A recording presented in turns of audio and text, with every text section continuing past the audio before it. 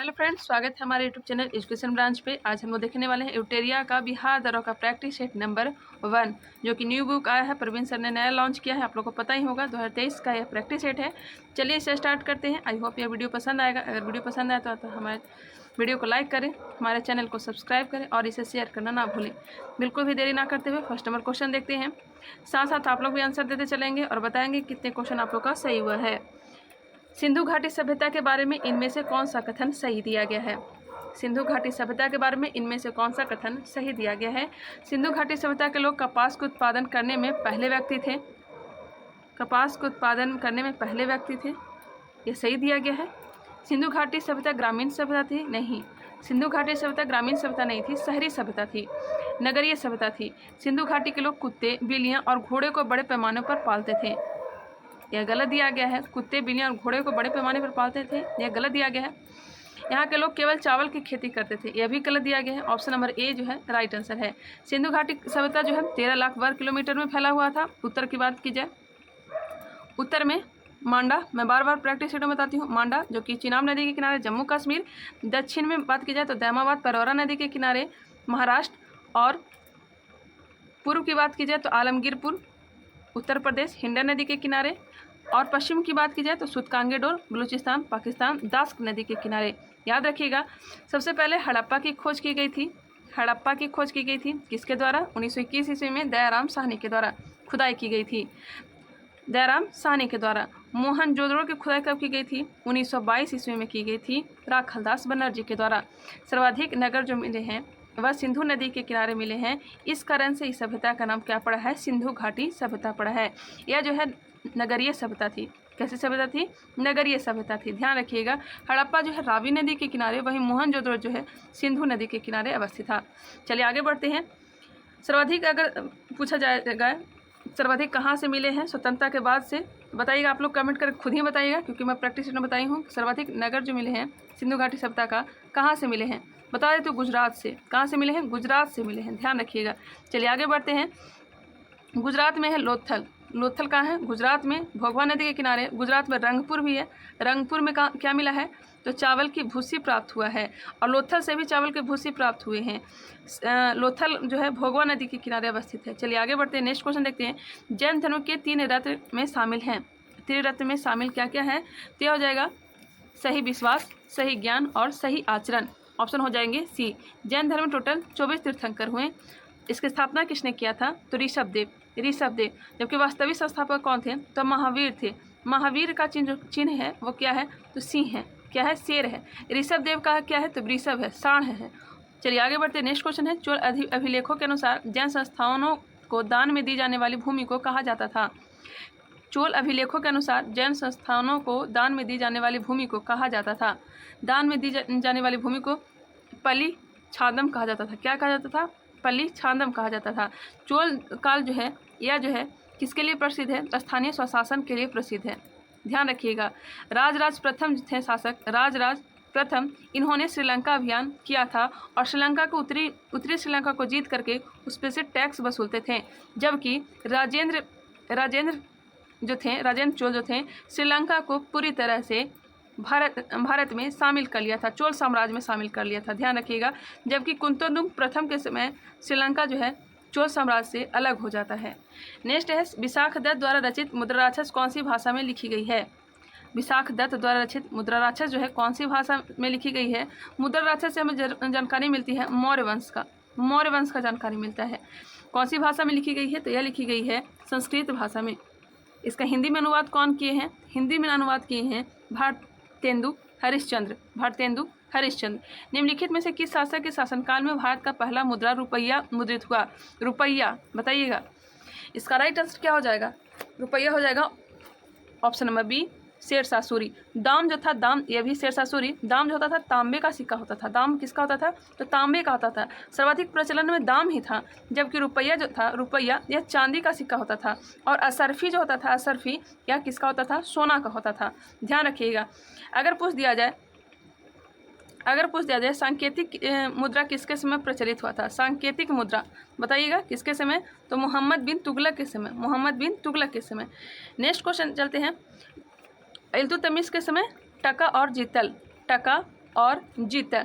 टका जो होता था चांदी का होता था, और वही जीतल जो होता था, जीतल यह किसका होता था? तांबे का होता था। नेक्स्ट क्वेश्चन है, निम्नलिखित में से किसके शासनकाल में मुगलों और मराठों के बीच द्वंद्व प्रारंभ हुआ? निम्नलिखित में से किसके शासनकाल में मुगलों और मराठों के बीच द्वंद्व प्रारंभ हुआ? यह हुआ है औरंगजेब के समय। आपने प्रैक्टिस सेट लगाया होगा ज्ञान बिंदु या फिर कौटिल्य जी इसका, उसमें ये सारे क्वेश्चन आ रखे हैं। नेक्स्ट है, औरंगजेब के समय मराठों और मुगलों के बीच द्वंद्व आरंभ हो गया था। भारत में किस गवर्नर जनरल को स्थानीय स्वशासन का पिता कहा जाता है? स्थानीय स्वशासन का पिता किसे कहा जाता है? ये सारे के सारे प्रश्न करा चुकी हूँ, आप लोग आसानी से आंसर दे पा रहे होंगे। स्थानीय स्वशासन का पिता कहा जाता है लॉर्ड रिपन को। लॉर्ड रिपन के समय में क्या हुआ था? 1881 में पहली कारखाना अधिनियम लाया गया था। 1882 ईस्वी में क्या हुआ था? तो यह वर्नाक्यूलर प्रेस एक्ट को समाप्त किया था। लाया किसने था? तो 1878 ईस्वी में लॉर्ड लिटन ने लाया था, जबकि समाप्त 1882 ईस्वी में किसने किया? लॉर्ड रिपन ने किया था। इसी के समय में 1881 ईस्वी में 10 की जनगणना प्रारंभ हुई थी। नेक्स्ट क्वेश्चन चलते हैं, क्वेश्चन नंबर 8। ब्रिटिश साम्राज्य में अवध का विलय हुआ था। ब्रिटिश साम्राज्य में अवध का विलय हुआ था, बताइएगा इसका राइट आंसर क्या हो जाएगा? यह हो जाएगा 1856 ईस्वी में। अवध का विलय कुशासन के आरोप में किसके समय? डलहौजी के समय। 1856 में किया गया था कुशासन के आरोप में। किसके रिपोर्ट के अनुसार? सर आउटरम रिपोर्ट के द्वारा। अंतिम नवाब कौन थे अवध के? तो वाजिद अली शाह थे। ऑप्शन हो जाएगा डी। सबसे पहले सतारा को हड़पा गया था। कब? 1848 ईस्वी में। 1848 ईस्वी में व्यपगत के अनुसार इसे 1848 में सतारा को हड़पा गया था। निम्नलिखित में से किसने बंगाल के विभाजन के विरोध में हुए आंदोलन का नेतृत्व किया था? किसने बंगाल के विभाजन के विरोध में हुए आंदोलन का नेतृत्व किया था? बंगाल का विभाजन कब हुआ था? घोषणा हुई थी 20 जुलाई 1905 को। बंगाल के विभाजन के विरुद्ध में हुए आंदोलन का नेतृत्व किसने किया था? तो क्या किए थे? सुरेंद्रनाथ बनर्जी। रक्षाबंधन दिवस किसने मनाया था? तो रविंद्रनाथ टैगोर। रक्षाबंधन दिवस रविंद्रनाथ टैगोर। किसके समय में हुआ था? तो लॉर्ड कर्जन के समय। उसका जो समय काल है 1899 से 1905 है। 1899 से 1905 है। भंग कब किया गया था? तो 1911 में किया गया था। किस व्यक्ति ने महात्मा गांधी को पहली बार राष्ट्रपिता कहकर संबोधित किया था? किसने कहा था? कहा थे? सुभाष चंद्र बोस ने। सुभाष चंद्र बोस ने कहे थे राष्ट्रपिता कह करके संबोधित। नेताजी किसने कहा था इनको? बताइएगा कमेंट करके, नेताजी इनको किसने कहा था। नेक्स्ट क्वेश्चन चलते हैं, महात्मा गांधी के राजनीतिक गुरु गोपाल कृष्ण गोखले जो कि 1905 ईस्वी में किस चीज़ का स्थापना किया थे? बताइएगा 1905 में किस चीज़ का स्थापना किए थे? या किए थे इंडियन सर्वेंट सोसाइटी की स्थापना। ध्यान रखिएगा। जवाहरलाल नेहरू की पत्रिका का नाम है डिस्कवरी ऑफ इंडिया। किसकी पुस्तक है? तो जवाहरलाल नेहरू की है। नेक्स्ट क्वेश्चन है, सत्यशोधक समाज की स्थापना हुई थी।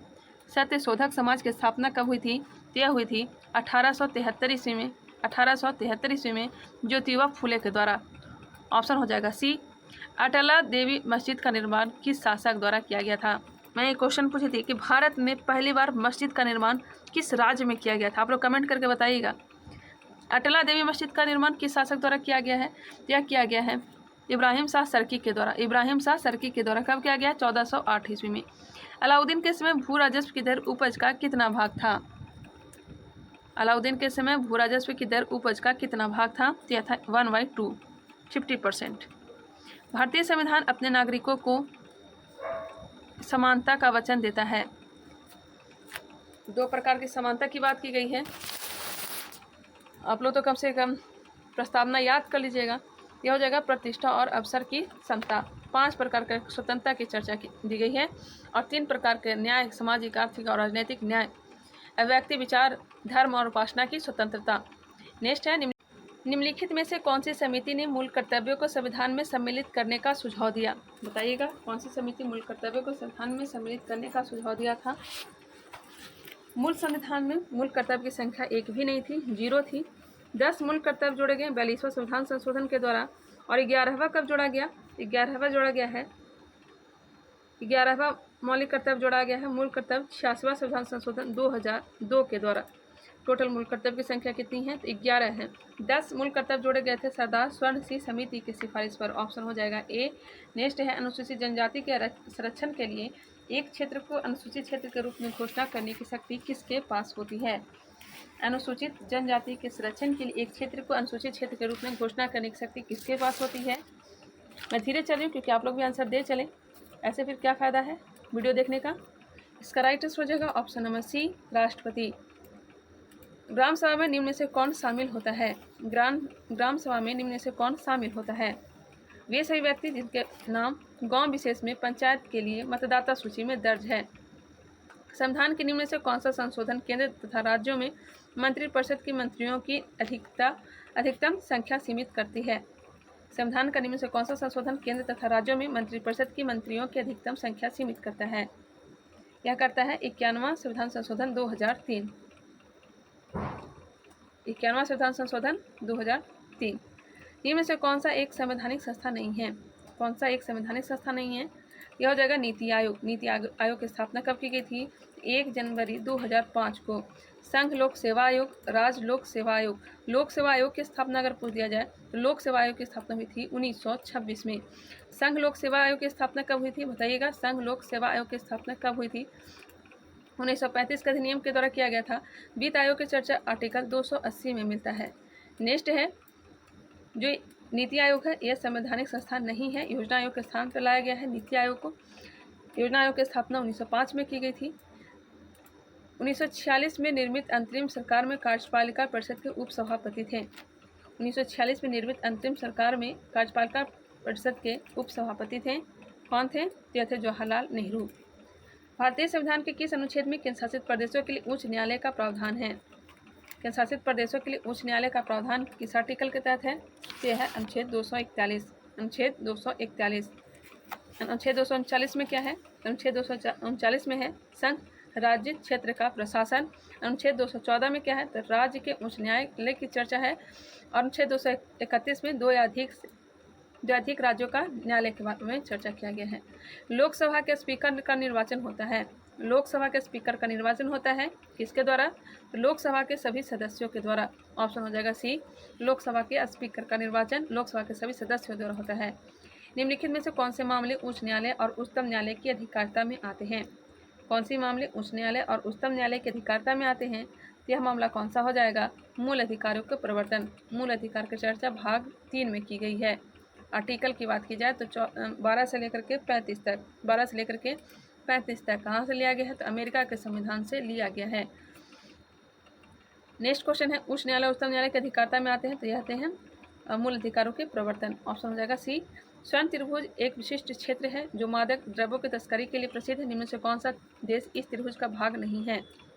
कौन सा देश इसका भाग नहीं है बताइएगा? इसका राइट आंसर क्या हो जाएगा? तो थाईलैंड, लाओस और म्यांमार इसका भाग है, लेकिन कंबोडिया इसका भाग नहीं है। अंतर्राष्ट्रीय प्रवासी दिवस मनाया जाता है। राष्ट्रीय प्रवासी दिवस कब मनाया जाता है? 9 जनवरी को, क्योंकि 9 जनवरी 1915 को महात्मा गांधी अफ्रीका से वापस लौटे थे। अंतर्राष्ट्रीय प्रवासी दिवस पूछा जा रहा है, इसका राइट आंसर हो जाएगा ऑप्शन नंबर बी, 18 दिसंबर को। लोसुंग त्यौहार कहाँ लोकप्रिय है? लोसुंग त्यौहार यह है सिक्किम का। योनेक्स कप किस खेल से संबंधित है? योनेक्स कप जो है यह बैडमिंटन से संबंधित है। सूरजताल झील किस राज्य में स्थित है? सूरजताल झील यह हिमाचल प्रदेश। इकोसिस्टम की सही परिभाषा क्या है? इकोसिस्टम की सही परिभाषा क्या है? जीव समुदाय और उसके वातावरण का संतुलित तंत्र। आप लोग कम से कम एनसीईआरटी को कंप्लीट कर लीजिएगा, क्योंकि एनसीईआरटी से ही अधिकांश क्वेश्चन पूछे जा रहे हैं।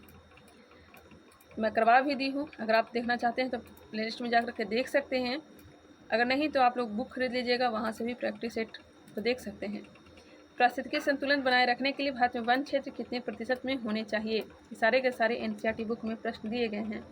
इसका राइट आंसर हो जाएगा 33.33%। पारिस्थितिकी संतुलन बनाए रखने के लिए भारत में वन क्षेत्र कितने % होने चाहिए? तो 33.33%। एपीफाइटस पौधे बहुत अधिक विकसित होने वाले पौधे हैं जो अन्य पौधे पर निर्भर रहते हैं। क्यों? एपीफाइटस पौधे बहुत अधिक विकसित होने वाले पौधे हैं जो अन्य पौधों पर निर्भर रहते हैं। क्यों? इसका राइट आंसर हो जाएगा ऑप्शन नंबर सी, यांत्रिक मदद हेतु। यांत्रिक मदद हेतु। 32 नंबर प्रश्न है, निम्नलिखित में से कौन सुमेलित नहीं है? कौन है जो सुमेलित नहीं है? सिमलीपाल भितरकनिका मतलब सिमलीपाल की स्थापना 1994 में की गई है। सिमलीपाल और भितरकनिका है कहाँ? उड़ीसा में है। कंचनजंगा कहाँ है? कंचनजंगा सिक्किम में है। पन्ना कहाँ है? तो यह हो जाएगा मध्य प्रदेश। नोकरेक लगता है मेरे ख्याल से मेघालय में है। इसका राइट आंसर हो जाएगा कंचनजंगा की स्थापना 2002 में नहीं हुआ था, 2000 में हुआ था। कब हुआ था? 2000 में। नोकरेक की स्थापना 1988, पन्ना की स्थापना 2011। ऑप्शन हो जाएंगे बी, जो कि सुमेलित नहीं है। क्षेत्रीय भाषा में निर्णय प्रकाशित करने वाला पहला हाईकोर्ट कौन सा है? क्षेत्रीय भाषा में प्रकाशित करने वाला पहला हाईकोर्ट केरल हाईकोर्ट। यूटेरिया करंट अफेयर्स में क्वेश्चन है, कम से कम यूटेरिया का जो ऑब्जेक्टिव क्वेश्चन है उसे कम से कम आप लोग देख लीजिएगा, वहाँ से अधिकांश करंट अफेयर्स क्लियर हो जाएंगे। किस राज्य सरकार द्वारा स्वास्थ्य ऐप को जारी किया गया है? स्वास्थ्य ऐप किसके द्वारा जारी किया गया है? यह हो जाएगा तमिलनाडु। हाल ही में संगम नौसेना अभ्यास का आयोजन भारत ने किस देश के साथ किया है? संगम नौसेना अभ्यास का आयोजन भारत ने किस देश के साथ किया है? तो हो जाएगा अमेरिका। संगम नौसेना अभ्यास का आयोजन अमेरिका।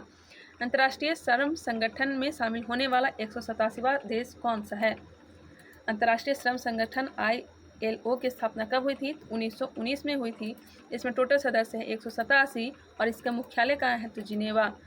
187वां देश पूछा जा रहा है, तो यह हो जाएगा टोंगा। ऑप्शन हो जाएगा बी। विश्व हिंदी सम्मेलन 2023 जिसका आयोजन फिजी में किया गया, इसमें भारत की तरफ से किसने प्रतिनिधित्व किया? विश्व हिंदी सम्मेलन 2023 का आयोजन कहाँ किया गया है? तो फिजी में किया गया है। और भारत की तरफ से इसका प्रतिनिधित्व किसने किया था? यह किए थे एस जयशंकर। भारत सरकार ने भूकंप प्रभावित देश तुर्की तथा सीरिया की मदद के लिए कौन सा ऑपरेशन चलाया? भारत सरकार ने भूकंप प्रभावित देश तुर्की तथा सीरिया की मदद के लिए कौन सा ऑपरेशन चलाया था? इस ऑपरेशन का नाम है ऑपरेशन दोस्त। ऑपरेशन दोस्त। ग्लोबल फायर पावर इंडेक्स 2023 में कौन सा देश प्रथम स्थान पर है? ग्लोबल फायर पावर इंडेक्स 2023 में भारत का कौन सा स्थान है? भारत का स्थान कौन सा है? भारत का स्थान है चौथा। भारत का स्थान है चौथा। प्रथम स्थान पूछा जा रहा है, तो प्रथम स्थान हो जाएगा अमेरिका। ग्लोबल फायर इंडेक्स 2023 में कौन सा देश प्रथम स्थान पे है? तो अमेरिका। ऑप्शन हो जाएगा सी, भारत का स्थान चौथा है। वित्त वर्ष 2023-24 के दौरान देश का GDP विकास दर कितना रहने का अनुमान है? 2023-24 के दौरान देश का GDP विकास दर कितना रहने का अनुमान है? Gross domestic product. इसका राइट आंसर हो जाएगा ऑप्शन नंबर बी, 6 से 6.8%। 6 से लेकर के 6.8%। दूध उत्पादन में भारत का स्थान विश्व में कौन सा है? दूध उत्पादन में पहला स्थान रखता है उत्तर प्रदेश, उसके बाद उत्तर प्रदेश, उसके बाद राजस्थान। उत्तर प्रदेश यूपी तो एक ही हो गया, पहला स्थान यूपी, दूसरा स्थान राजस्थान। दूध उत्पादन में भारत का स्थान पूछा जा रहा है, तो यह पहला हो जाएगा। अर्जुन पुरस्कार 2022 से सम्मानित सुश्री अंशु का संबंध किस खेल से है? अंशु का संबंध किस खेल से है? तो यह कुश्ती। ग्रैमी पुरस्कार 2023 हेतु किसे एल्बम ऑफ द ईयर चुना गया है? एल्बम ऑफ द ईयर पुरस्कार किसे चुना गया है? यह चुना गया हैरी हाउस को। ऑप्शन हो जाएगा बी। प्रसिद्ध पुस्तक विक्ट्री सिटी के लेखक हैं। विक्ट्री सिटी के लेखक कौन है? सलमान रुश्दी। विश्व कैंसर दिवस 2023 का थीम था। विश्व कैंसर दिवस 2023 का थीम क्या था? इसका थीम था close the care gap. Statue of knowledge को स्थापित किया गया है। इसे स्थापित किया गया है लातूर महाराष्ट्र में। स्टैचू ऑफ नॉलेज जो कि भीमराव अम्बेडकर की प्रतिमा है, लातूर महाराष्ट्र में इसे स्थापित किया गया है। जनवरी 2023 में आई रिपोर्ट के अनुसार 2022 में भारत का सबसे प्रदूषित शहर कौन सा है? और कोई नहीं, नई दिल्ली ही है। यहाँ पॉल्यूशन का हाल बेहाल रहता है। निम्नलिखित प्रश्नों में कौन सही सुमेलित नहीं है? अरुणाचल प्रदेश के राज्यपाल केरी पटनायक है, मेघालय के फागू चौहान हैं, झारखंड के CP राधाकृष्णन हैं, महाराष्ट्र के गणेश लाल नहीं हैं। महाराष्ट्र के जो राज्यपाल हैं यह है रमेश बैस। कौन है? रमेश बैस है। और एकनाथ शिंदे जो हैं यहाँ के मुख्यमंत्री हैं। हाल ही में तुलसीदास बलराम का निधन हो गया, इनका संबंध किस क्षेत्र से था? तुलसीदास बलराम का निधन हो गया, इनका संबंध किस खेल से था? तो इनका संबंध था खेल से। ऑप्शन हो जाएंगे ए। नेक्स्ट क्वेश्चन चलते हैं, क्वेश्चन नंबर 50। भारतीय प्रतिस्पर्धा आयोग ने नए अध्यक्ष कौन बने? भारतीय प्रतिस्पर्धा आयोग के नए अध्यक्ष कौन बने हैं? यह बन गए हैं संगीता वर्मा। नेक्स्ट क्वेश्चन है क्वेश्चन नंबर 51। अंतर्राष्ट्रीय धर्म सम्मेलन का उद्घाटन कहाँ किया गया? आप लोग के कहे अनुसार ही मैं धीरे धीरे चल रही हूँ। अंतर्राष्ट्रीय धर्म सम्मेलन का उद्घाटन कहाँ किया गया है? इसका उद्घाटन किया गया भोपाल में। हाल ही में दयानंद सरस्वती की कौन सी जयंती मनाई गई? दयानंद सरस्वती ने आर्य समाज की स्थापना की थी। इनका पत्रिका का नाम क्या है? तो सत्यार्थ प्रकाश। कौन सी जयंती मनाई गई है? यह जयंती मनाई गई है 200वां। हाल ही में किसके द्वारा दुनिया के सबसे लंबे प्लेटफॉर्म का उद्घाटन हुबली में किया गया? हुबली कहाँ है? तो कर्नाटक में है। कहाँ है? कर्नाटक में है। किसके द्वारा उद्घाटन किया गया? तो नरेंद्र मोदी के द्वारा किया गया है और इसकी लंबाई जो है 1.5 किलोमीटर है। ऑप्शन मिल ही गया होगा, ऑप्शन नंबर ए। नेपाल के नए राष्ट्रपति कौन बने हैं? नेपाल के नए राष्ट्रपति कौन बने हैं? रामचंद्र पौंडेल। हाल ही में किस राज्य में याओसांग उत्सव मनाया गया है? याओसांग उत्सव मणिपुर। महाराष्ट्र भूषण पुरस्कार 2022 से किसे सम्मानित किया गया? महाराष्ट्र भूषण पुरस्कार 2022 से किसे सम्मानित किया गया? यह सम्मान दिया गया है अप्पा साहेब धर्माधिकारी को। वंदे भारत ट्रेन का संचालन करने वाला पहली ड्राइवर कौन बनी? वंदे भारत ट्रेन का संचालन करने वाली पहली महिला ड्राइवर कौन बनी हैं? सोलापुर से मुंबई के बीच इन्होंने चलाया था। यह बन गई हैं सुरेखा यादव। रबी फसल की बुआई की जाती है? अभी कटाई चल रही होगी, बुआई पूछा जा रहा है अक्टूबर नवंबर। जूट उत्पादन में अग्रणी राज्य है? जूट उत्पादन में अग्रणी कौन सा राज्य है? इसका राइट आंसर हो जाएगा पश्चिम बंगाल। किस भारतीय राज्य की अधिकतम सीमा म्यांमार से लगती है? असम जो है चाय उत्पादन में पहला स्थान है। रबड़ उत्पादन में केरल है, ध्यान रखिएगा। नेक्स्ट क्वेश्चन है। और कपास उत्पादन में कपास सर्वाधिक कहाँ होता है? ये होता है महाराष्ट्र। किस भारतीय राज्य की अधिकतम सीमा म्यांमार से लगती है? अधिकतम सीमा म्यांमार से किसकी लगती है? यह लगती है अरुणाचल प्रदेश का। ऑप्शन हो जाएगा ए। भारत के उत्तरी मैदानों में शीत ऋतु में वर्षा होती है? उत्तरी मैदान में शीत ऋतु में वर्षा होती है, किसके कारण होती है? तो पश्चिमी विक्षोभ से। लौटते मानसून से वर्षा होती है कहाँ? तमिलनाडु में। कॉफी पोर्ट के नाम से जाना जाता है किसे? तो सेंटोस को। नंदा देवी चोटी किस हिमालय का भाग है? हिमालय को 4 भागों में बांटा गया है। सबसे लंबा हिमालय नेपाल हिमालय है और कुमायूं हिमालय सबसे कम लंबाई है। पंजाब हिमालय की बात की जाए तो सिंधु और सतलज के बीच है। पंजाब हिमालय सिंधु और सतलज के बीच है। सतलज और काली नदी के बीच में क्या है? कुमायूं हिमालय है। सतलज और काली नदी के बीच कुमायूं हिमालय है। कंफ्यूज नहीं होइएगा, गौर करके सुनिएगा। और काली नदी और तीस्ता के बीच नेपाल हिमालय है। काली नदी और तीस्ता नदी के बीच नेपाल हिमालय है। तीस्ता नदी और दिहांग नदी के बीच असम हिमालय है। चलिए आगे बढ़ते हैं। नंदा देवी चोटी किस हिमालय का भाग है? यह किस चोटी का भाग है? यह है कुमायूं हिमालय का। द्वीपों का समूह लक्षद्वीप है। लक्षद्वीप में कितने द्वीप हैं? 36 हैं। यह प्रवाल द्वारा निर्मित है। ऑप्शन हो जाएंगे ए। सर्वाधिक प्रवाल कहाँ पाए जाते हैं? तो ऑस्ट्रेलिया के किस भाग में? इस भाग में पाए जाते हैं, पूर्वी भाग में। दूधगंगा निम्नलिखित में से किसकी सहायक नदी है? दूधगंगा किसकी सहायक नदी है? तो झेलम की है। भार की एसआई मात्रक क्या है? भार की एसआई मात्रक है न्यूटन। द्रव्यमान का क्या होता है?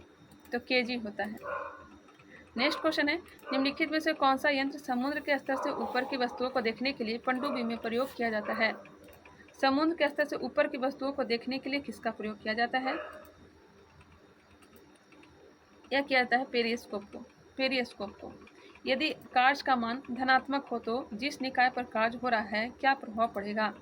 यदि कार्य का मान धनात्मक हो तो जिस निकाय पर कार्य हो रहा है क्या प्रभाव पड़ेगा? बताइएगा। तो उसकी ऊर्जा में वृद्धि होगी। यदि दो कणों के बीच की दूरी बढ़ जाती है तो इनके बीच गुरुत्वाकर्षण बल पर क्या प्रभाव पड़ेगा? यदि दो कणों के बीच की दूरी बढ़ जाती है तो इनके बीच गुरुत्वाकर्षण बल पर क्या प्रभाव पड़ेगा? कम हो जाएगा। उत्क्षेप बल और भार कार्य करते हैं विपरीत दिशा में। निम्न में से क्या तरंग की विशेषता नहीं है? आयाम, तरंगदैर्ध्य, आवृत्ति सब है, लेकिन माध्यम जो है तरंग की विशेषता नहीं है। ऑप्शन हो जाएंगे डी। निम्नलिखित में से कौन सा विकल्प रासायनिक परिवर्तन है? रासायनिक परिवर्तन जिसे दोबारा फिर नहीं ला सकते हैं उस अवस्था में। भौतिक परिवर्तन वैसा होता है जिसे हम दोबारा भी प्राप्त कर सकते हैं, जैसे कि पानी को बर्फ़ बना दिए, बर्फ़ से फिर हम पानी बना सकते हैं। मोम को हम पिघला दिए, फिर पिघला करके हम उसको मोमबत्ती बना सकते हैं। ठीक है, इसका राइट आंसर हो जाएगा दूध का दही में परिवर्तन होना। दूध का दही में परिवर्तन होना, दूध से अगर दही बन गया तो वापस से हम दही से दूध नहीं बना सकते हैं। नेक्स्ट है, निम्नलिखित में से किसने परमाणु की अविभाज्यता के बारे में बताया? किसने परमाणु की अविभाज्यता के बारे में बताया है? ये बताया डाल्टन ने। निम्नलिखित में से कौन सा समान तापमान पर द्रव अवस्था में होता है? समान तापमान पर द्रव अवस्था में होता है, यह होता है जर्मेनियम। क्या हो जाएगा ऑप्शन? नहीं, जर्मेनियम नहीं, गैलियम होगा। गैलियम होगा, ऑप्शन नंबर ए होगा, गैलियम। ऑप्शन नंबर ए इसका राइट आंसर हो जाएगा। निम्नलिखित में से कौन सा किसी धातु का इलेक्ट्रॉनिक विन्यास नहीं है? किसी धातु का इलेक्ट्रॉनिक विन्यास नहीं है। 2 और 1 जो है यह लिथियम का है, 2 8 1 जो है यह सोडियम का है, और 2 8 3 जो है एल्युमिनियम का है, लेकिन 2 और 6 जो है किसी का नहीं है। ऑप्शन हो जाएगा बी। निम्नलिखित में से किसे एक तत्व के भार की तुलना में एक मूल विशेषता माना जाता है? निम्नलिखित में किसे एक तत्व के भार के तुलना में एक मूल विशेषता माना जाता है? किसे माना जाता है? यह माना जाता है परमाणु क्रमांक। ऑप्शन हो जाएंगे डी, परमाणु क्रमांक। ऑक्सीकरण प्रतिक्रिया में निम्नलिखित में से क्या होता है? ऑक्सीकरण प्रतिक्रिया में निम्नलिखित में से क्या होता है? इलेक्ट्रॉन में कमी होती है। इलेक्ट्रॉन में कमी होती है। इलेक्ट्रॉन की खोज किसने किया था? तो जे थॉमसन ने। प्रोटॉन की खोज किसने किया है? यह किया है गोल्डस्टीन ने। जबकि इसका विशेषता किसने दिया है? तो यह दिया है रदरफोर्ड ने। यदि किसी लवण का पीएच मान 0 है तो वह किसका लवण होता है? किस तरह का होता है? यह होता है सशक्त एसिड और कमजोर बेस। पीएच मान की, पीएच स्केल की खोज किसने की है? तो सोरेनसन ने की है। अम्ल जो है यह नीले लिटमस पत्र को क्या करता है? लाल कर देता है। वही क्षार जो है अपोजिट काम करता है, लाल लिटमस पत्र को नीला कर देता है। लिटमस पत्र लाइकेन का बना होता है। लाइकेन किसका सहजीवी है? तो कवक और शैवाल का सहजीवी है। मैं बार बार बता चुकी हूँ। चलिए आगे बढ़ते हैं। जलीय विलयन में किसी अम्ल या क्षार में क्या परिवर्तन होता है? जलीय विलयन में किसी अम्ल या क्षार में क्या परिवर्तन होता है? क्षार जल में OH- आयन निर्मित करते हैं। क्षार जल में OH- आयन निर्मित करते हैं। ऑप्शन हो जाएंगे ए। उस निष्क्रिय गैस का क्या नाम है जिसे आधुनिक आवर्त सारणी के पहले आवर्त में रखा गया है? आवर्त सारणी की खोज किसने की है? तो मेंडलीफ ने। आवर्त सारणी के पहले आवर्त में रखा गया है किसे? तो रखा गया हीलियम। निष्क्रिय गैस है हीलियम, जिसे आवर्त सारणी के पहले आवर्त में रखा गया है। अधातुओं का व्यापक उपयोग निम्न में से किसमें होता है? अधातुओं का व्यापक उपयोग निम्न में से किसमें होता है? इसका प्रयोग होता है खाद में। कास्टिक सोडा का रासायनिक नाम? Sodium hydroxide. Sodium hydroxide. Haematology का अध्ययन किससे संबंधित है? हिमेटोलॉजी रक्त। पानी की कमी के कारण कोशिका के संकुचित भित्ति से अलग होने की प्रक्रिया को क्या कहा जाता है? इसे कहा जाता है प्लाज्मोलिसिस। प्लाज्मोलिसिस कहा जाता है। हमारे शरीर में वसा संचायक ऊतक कौन सा है? वसा संचायक ऊतक है एडिपोज ऊतक। एडिपोज ऊतक। ऑप्शन हो जाएंगे ए। अस्थायी ऊतकों के निर्माण के लिए अस्थायी संरचना, आकार और क्रिया अपनाने की प्रक्रिया को क्या कहा जाता है? अस्थायी ऊतकों के निर्माण के लिए एक अस्थायी संरचना, आकार और क्रिया अपनाने की प्रक्रिया को क्या कहा जाता है? विभेदन। पादपों में सबसे प्रचुर मात्रा में उपस्थित तत्व है। पादपों में सबसे प्रचुर मात्रा में उपस्थित तत्व है। यह तत्व कौन सा है? यह कार्बन।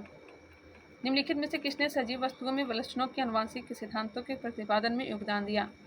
निम्नलिखित में से किसने सजीव वस्तुओं में लक्षणों की आनुवंशिक सिद्धांतों के प्रतिपादन में योगदान दिया? क्या दिया था? ग्रेगर मेडल ने। जोक निम्नलिखित में से किससे संबंधित है? किस संघ से संबंधित है? जोक किससे संबंधित है? यह है एनेलिडा संघ से। एनेलिडा संघ से। निम्नलिखित में से किसमें होमोडोट दांत पाए जाते हैं? होमोडोट दांत पाए जाते हैं मछली में। किसमें? मछली में। मनुष्य के पाचन तंत्र में उत्सर्जित अम्ल कौन सा होता है? मनुष्यों के पाचन तंत्र में उत्सर्जित अम्ल कौन सा होता है? यह अम्ल है हाइड्रोक्लोरिक अम्ल। हाइड्रोक्लोरिक अम्ल। निम्नलिखित में से कौन सा रोग विषाणु जनित नहीं है? विषाणु जनित नहीं है। तपेदिक, यह जो है जीवाणु से होने वाला रोग है। चेचक, इन्फ्लुएंजा, खसरा, यह सब विषाणु से होने वाला है। इसका ट्रिक याद रखिएगा, जीवाणु से होने वाला पंडित का ट्रिक न्यू है। नेक्स्ट है 1949 में भारत सरकार द्वारा नियुक्त राष्ट्रीय आय समिति का अध्यक्ष निम्नलिखित में से कौन था? 1949 में भारत सरकार द्वारा नियुक्त राष्ट्रीय आय समिति का अध्यक्ष कौन था? इसका अध्यक्ष थे PC Mahalanobis. National academy of agriculture research management स्थित है। National academy of agriculture research management कहाँ स्थित है? यह हैदराबाद में। निम्नलिखित कीमत सूचकांकों में से केंद्र सरकार के कर्मचारियों की मजदूरी में क्षतिपूर्ति हेतु किसका प्रयोग किया जाता है? किसका प्रयोग? औद्योगिक कर्मियों के लिए उपभोक्ता कीमत सूचकांक। नेक्स्ट है, चलिए मैथ का प्रश्न दिया गया यहाँ से, इसे आप लोग खुद से सॉल्व कर लीजिएगा वीडियो को पॉज करके और इसका आंसर को मिलाइएगा। मिलते हैं नेक्स्ट वीडियो में। आई होप ये वीडियो पसंद आया होगा। अगर वीडियो पसंद है तो इसे लाइक करें, सब्सक्राइब करें और शेयर करना ना भूलें। चलिए मिलते हैं नेक्स्ट वीडियो के साथ, तब तक के लिए धन्यवाद।